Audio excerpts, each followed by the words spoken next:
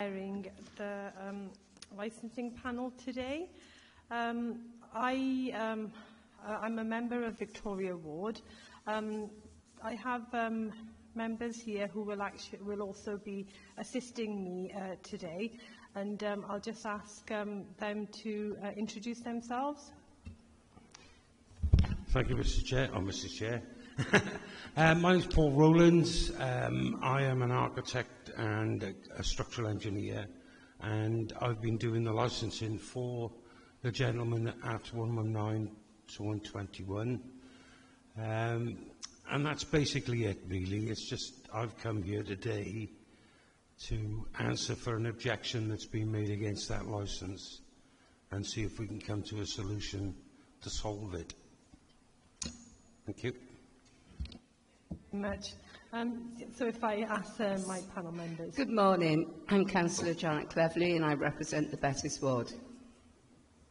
Good morning. I'm Councillor Deb Harvey and I represent the Alway Ward. Yeah, so just to any declarations of interest? Yeah, so I'd just like to declare that I am the councillor for Victoria Ward, where the premises is located. However, I'd just like to state that I do not know the applicant personally and have no association with the premises. Okay. And also I have licensing officers, legal officers and democratic services, so I'd ask them to introduce themselves too. Good morning, Mr. Rowlands, Al Sterling, licensing manager. Good morning, I'm Sam Burke and I'm a lawyer for the council. My name is Taylor Strange, I'm a governance officer, and this is my colleague Simon Richards, who's also a governance officer. So for the procedure today, I'll ask Mr. Darling to read out the report. Then you'll have a chance to, well, if we have any questions, we can ask Mr. Darling, the panel members. You'll then be asked to put your case forward, obviously, against the objections. And we will, again, have any questions, we will ask you. And once the report is done and everyone is happy, we will ask you to leave and you will get the decision via email. Thank you, Chair. As the representatives have not attended today or on Teams and have been invited, I will be reading their representation at the conclusion of my report. An application was received by Mr. Rowlands, the PR Design and Architect Matters, acting on behalf of Mr. Bahir Orak under Section 17 of the Licensing Act 2003 to grant a premises licence. This was served on the Licensing Authority and Newport City Council back on the 28th of July 2025, and a copy of that premises application can be found within Appendix 1 of the committee report. In accordance with the statutory provisions, copies of the applications were both served on each responsible authority, and details of the applications were then advertised in the South Wales Argus, giving responsible authorities and any other person until midnight on the 25th of August 2025 to make any written representations regarding the application. The application requests are as follows. The application requests that the premises wishes to supply alcohol for consumption on the premises only, so only on sales, no off sales, just on the premises, for the following licensing hours. This is Monday till Sunday from 10 a.m. till midnight. So in regard to the licensing activity, it is only the sales of alcohol on the premises itself, starting at 10 a.m. till midnight on a Monday and to Sunday. The applicant has described in its own operating schedule the steps that it will be taken to promote the 4 licensing objectives if the application is to be granted today. These can be found in Section M of the application, and this can again be found in Appendix 1 of the report. On the 2nd of August 2025, Gwent Police determined to make a formal representation acting as their capacity as a responsible authority to the application under Section 17 of the grant of the premises licence. The Gwent Police have agreed to withdraw their representation as the applicant has agreed to the following conditions to be attached to the licence, hence why the police aren't here today. the conditions were agreed pre this meeting. These conditions being the premises must implement fully documented staff training in an event of taking on additional staff outside the current ownership model. This is to include training on the premises licence conditions as well as premises challenge 25 must be given. Training must be undertaken in regular intervals throughout the calendar year at a minimum of 6 months. Staff are also required to sign declarations that they receive staff training. And they understand this can be inspected by either a responsible authority or licensing under the Licensing Act. All staff to be trained in respect to underage sales is a further condition in 4.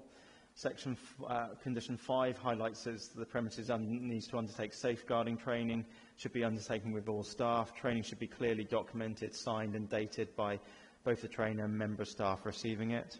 And then the police have provided a link regarding their safeguarding training to assist the premises. They must be an advocate promotion of the scheme to protect the wider public. For example, schemes like Ask Angela, designated driver schemes over bank holidays and Christmas. And again, the police have provided information of that within that condition for Ask Angela.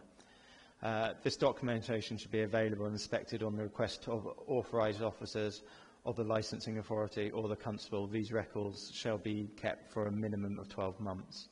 Condition 10, what sets out the police's requirements of the CCTV.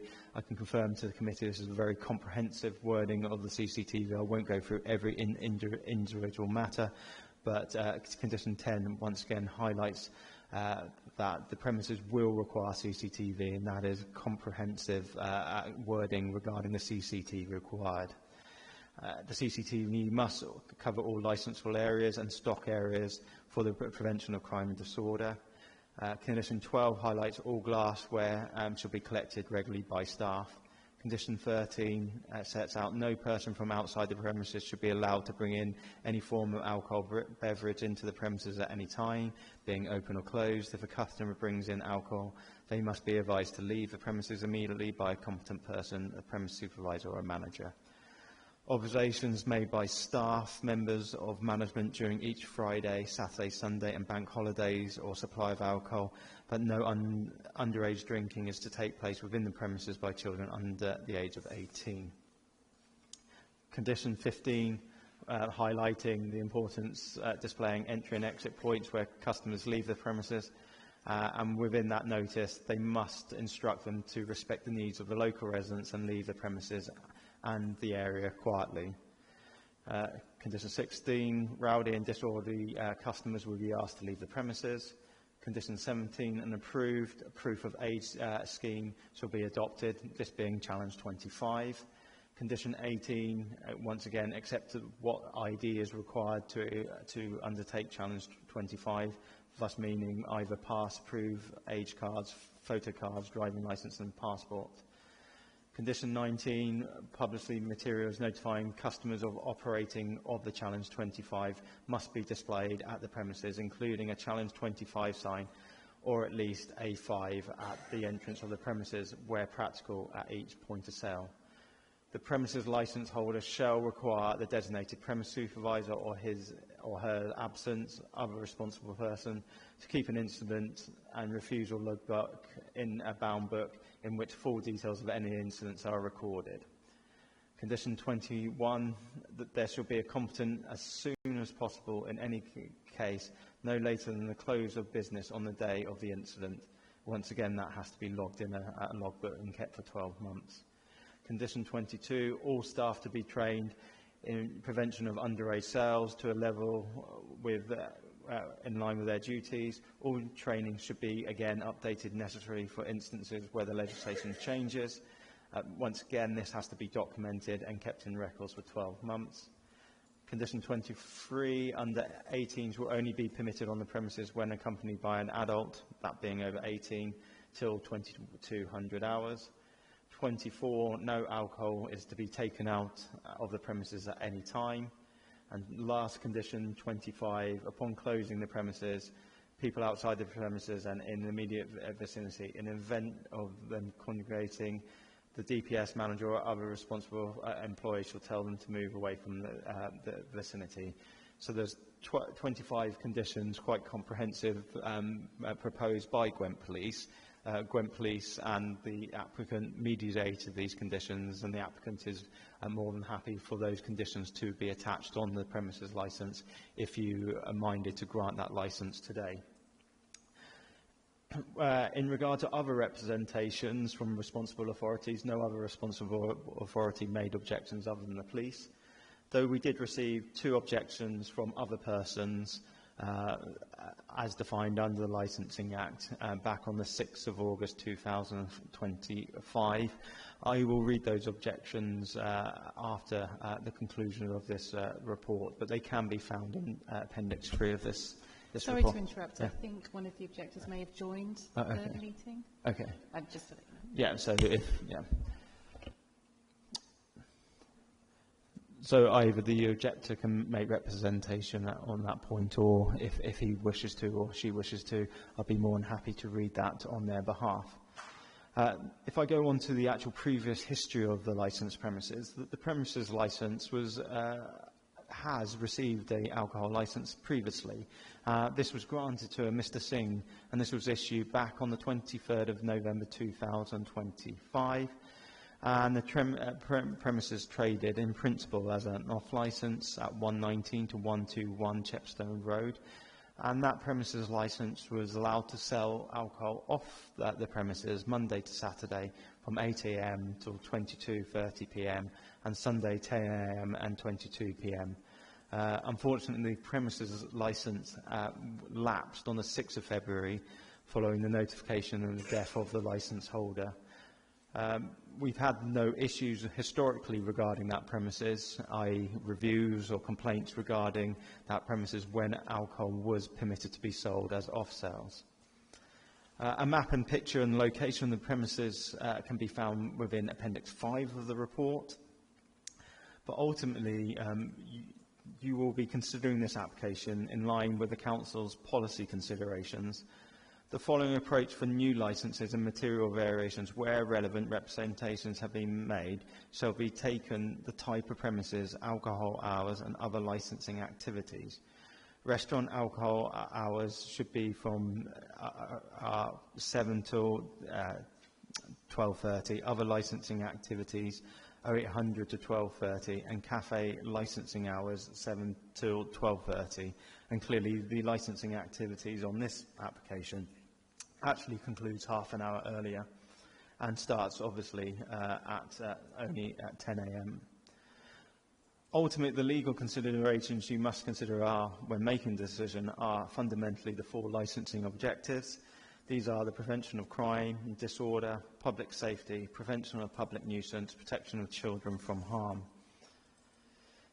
The committee today can either grant the variation application as applied for, that's the application as submitted within Appendix 1, alongside the conditions submitted by Gwent Police that have been agreed, to grant the variation application and actually modify the requested by the application, either in respect to the activities that take place, but bear in mind there's only one activity, that is the sale of alcohol on the premises at this time, the actual times and conditions, so you may wish to alter the times when alcohol could be sold at the premises, or in fact change the conditions that have been submitted both by the applicant and also by Gwent Police as agreed. You can also reject the application in whole or part of that application. When determining this application, it has to be within clearly your legal powers, and I've already mentioned the 4 licensing objectives. Comply with the procedural requirements imposed by law, be undertaken in accordance with the procedural requirements imposed by the Council, be fully and proportionately informed, make sure that the decision is properly motivated, be having regard to the Council's duties to its taxpayers, and be responsible and proper in all circumstances. The issues for discussion today are clearly the report that I presented, and clearly you'll hear from the applicant in due course. You will also hear from the applicant, the representative who's on the call though I'm more than happy to read their representation if they wish to do so.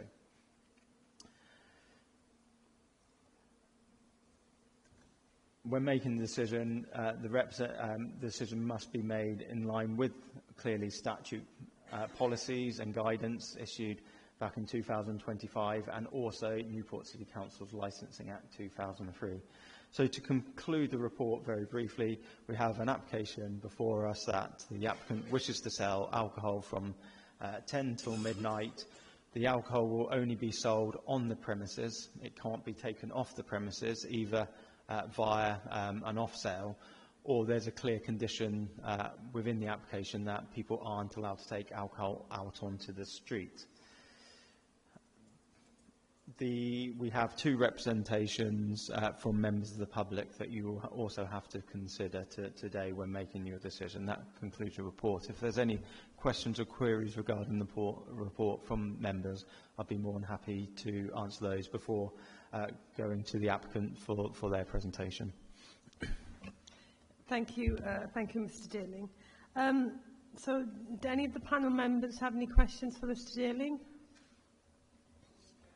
Yeah, Councillor Harvey, no. Just this one question from me.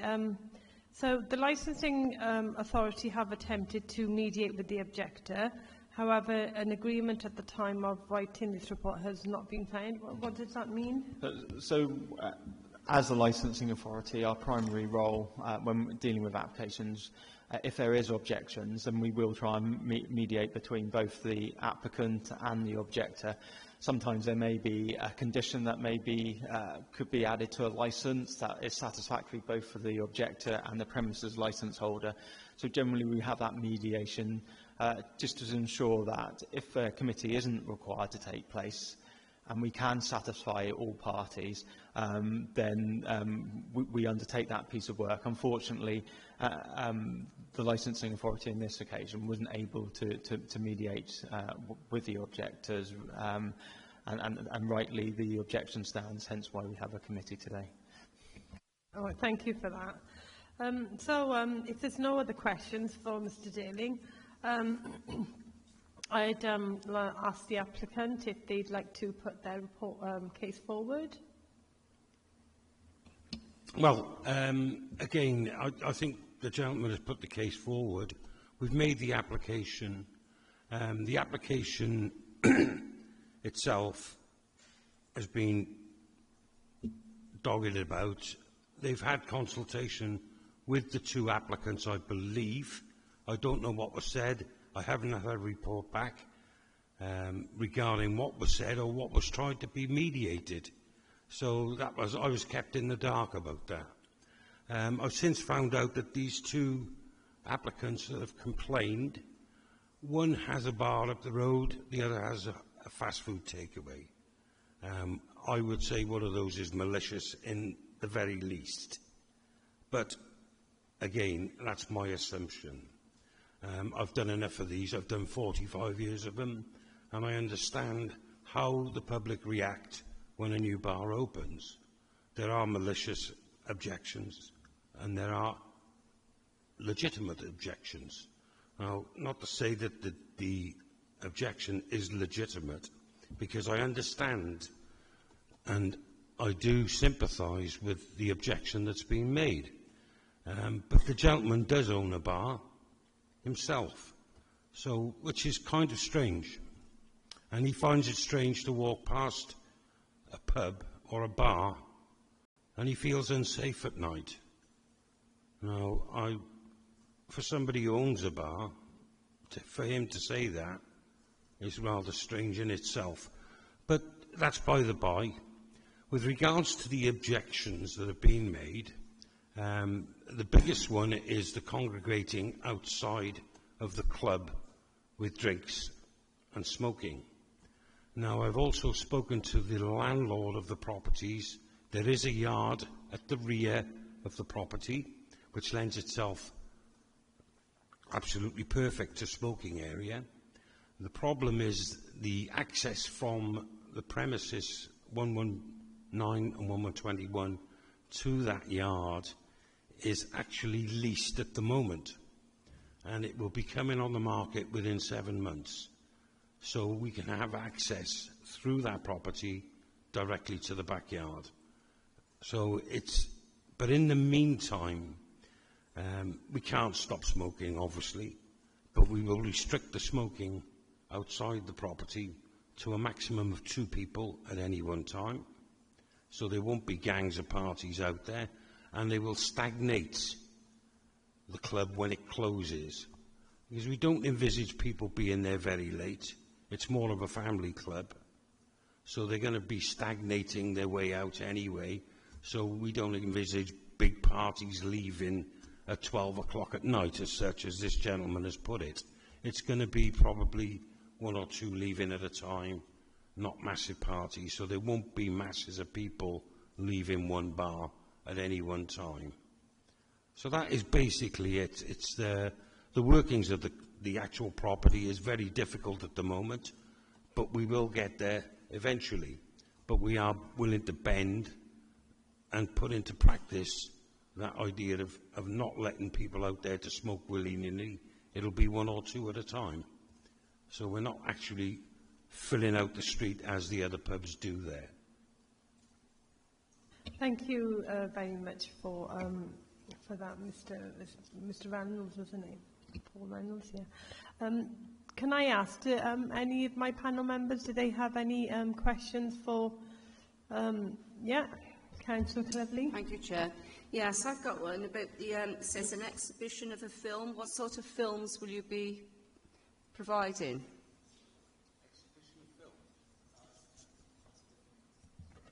Have I got the right paperwork?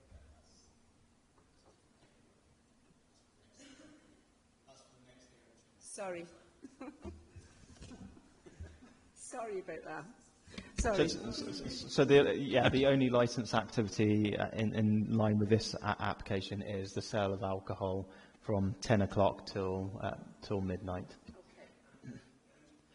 Sorry, and maybe a few sandwiches and things like that, or bowl of soup. That's basically it. No heavy cooking. Okay, thank you. Anything else, Councillor Cleverly? No? Councillor Harvey?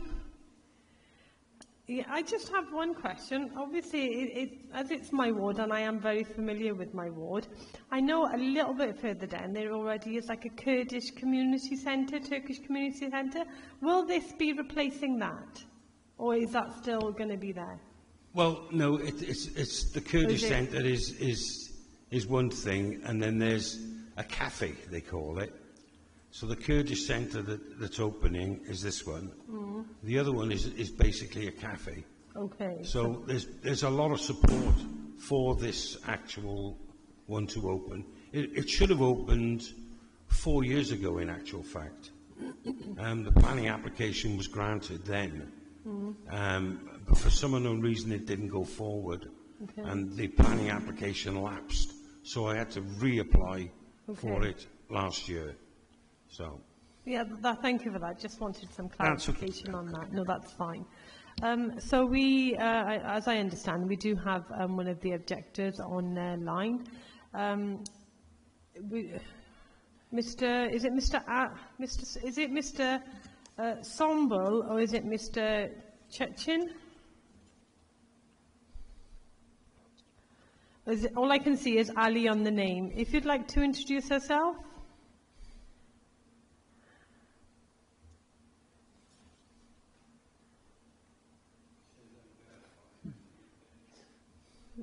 Yeah, it says Ali in front and then unverified. Can you hear us online? If you're speaking, you might want to unmute yourself.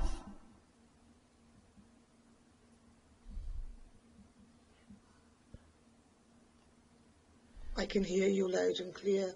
Yeah. So obviously the gentleman can't be there. So it says Ali on the screen. I don't know if that's your name, but whoever you are, if you are one of the objectors joining us this morning, if you have something to say, if you'd like to say something now, just to let you know, you are on mute. If not, then we will actually will carry on. No? It may be that somebody has joined just to listen in. So Okay. Okay. Oh, well, we've got two now.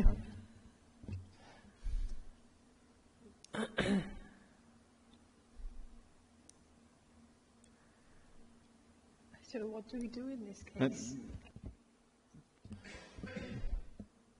Mr. Ali, are you able to speak at this point in time? If not, I'd be happy to read the representation on their behalf. Yeah, Mr. Ali, if you have anything to say, please, can you speak now? Otherwise, Mr. Darling will read on your behalf. No? Okay, I think we'll carry on, because as we've not heard from Mr. Ali, we've attempted a few times. I think we'll carry on now, if you want to carry on, Mr. Darling. If the objector wishes to interrupt me while I'm reading, please feel free to do so. But I will read out I'll read out one representation because they are similar, but there are two representations in Appendix 3 and 4. Those representations are from Ishan Shabul and Ulfet Sian, and they were located in 149 Chepstow Road and 146 Chepstow Road, and they both refer to the following in principle. I'd like to submit my objection to the licensing application for 119121 Chepstow Road, Newport, MP19 8BZ. The application is in relation to the sale of alcohol from 10 a.m. till midnight each day. There is no designated smoking area in the back of the premises. All people will be standing in front to smoke. As I work a few doors away from this, I will not feel safe walking home after work. It will encourage large groups of people to gather outside and negatively impact our road. It will lead to antisocial behaviour against us residents and workers.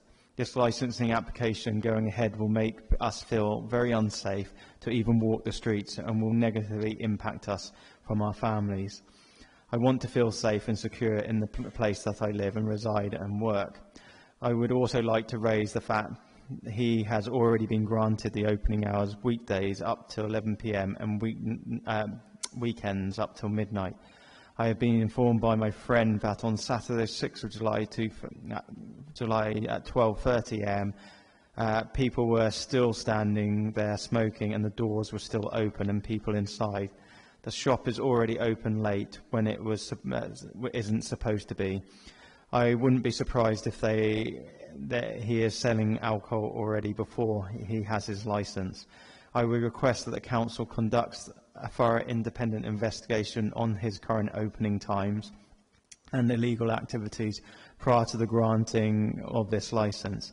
He's not abiding by the current terms and conditions he's supposed to follow. Please look into this before approving this new application, as he's already breaching existing conditions. Please do not allow this licence application to go ahead. Clearly, when we receive complaints from members of the public, then the licensing authority would clearly investigate that.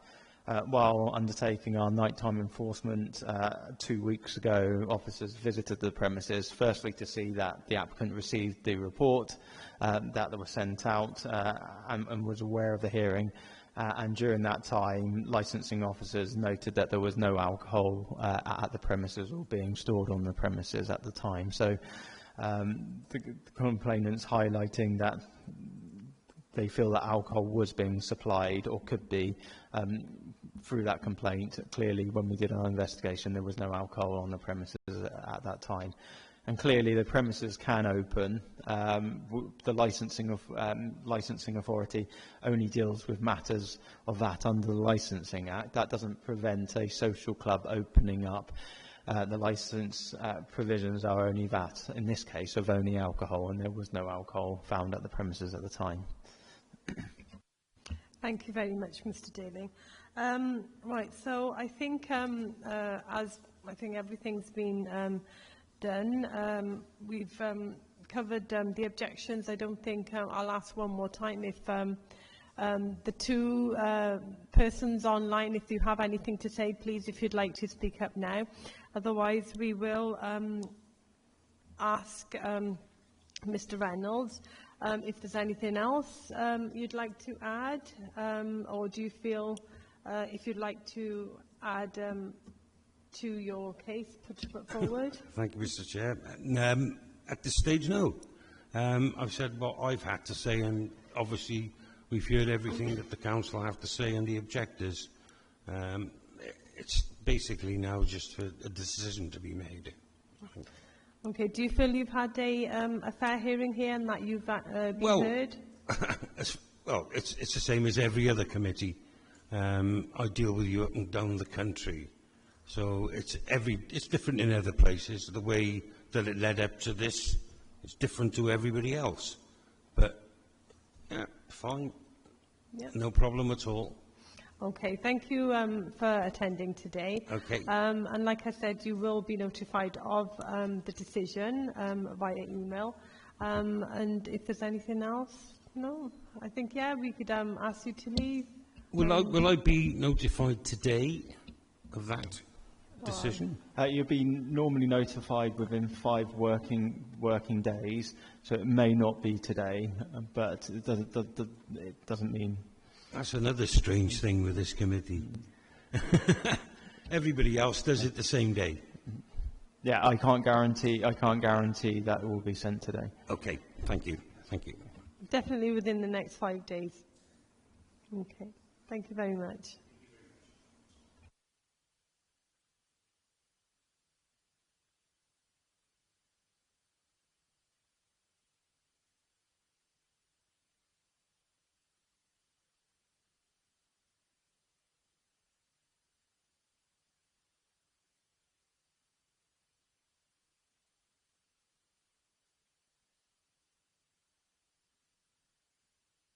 Before we discuss anything, Chair, would it be an idea to remove the two?